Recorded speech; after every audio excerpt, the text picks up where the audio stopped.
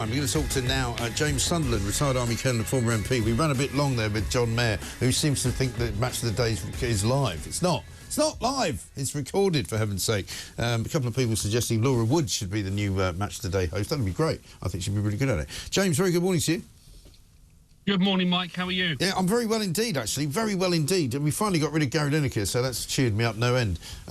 Let's talk about Keir Starmer yesterday and his kind of rather bizarre appearance in Paris. We weren't quite sure what was going on. I came out of the show yesterday, finished it at 10 o'clock, and suddenly there he was in this kind of armoured car, which normally in France you'd see going in reverse, but on this occasion they're going forwards, and standing next to Emmanuel Macron, looking, for all intents and purposes, like the most awkward bloke in the history of any kind of armed services. I mean, what's he doing?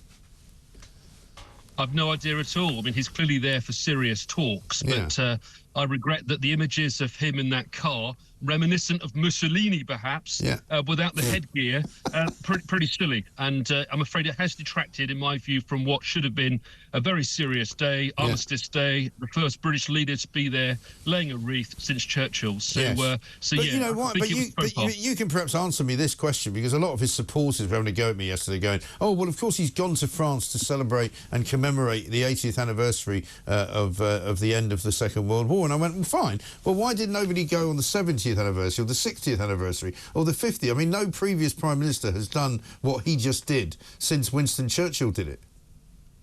Well, there's optics here. Trump has now been elected as the next American president. It is quite clear that there's going to be a huge increase in dependence on European security, managing themselves.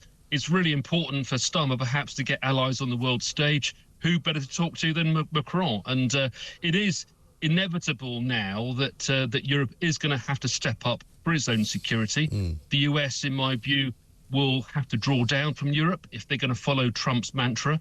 And it's really important that we can do it and overmatch Russia, perhaps, in Europe without US help. Yeah, and I think that's fine. But it just, I mean, just as you say, the optics of it just were very, very strange indeed. And it's not clear whether it was just a trip that he took on the way to Baku, because here we are with a Prime Minister who seems to spend more time abroad than he does at home. And I know that Labour supporters will say, well, he's building, you know, international bridges and he's, you know, rehearsing whatever it is that he wants to be doing in the next 4 years. I don't think there's plenty of problems back here that he could be dealing with, aren't there?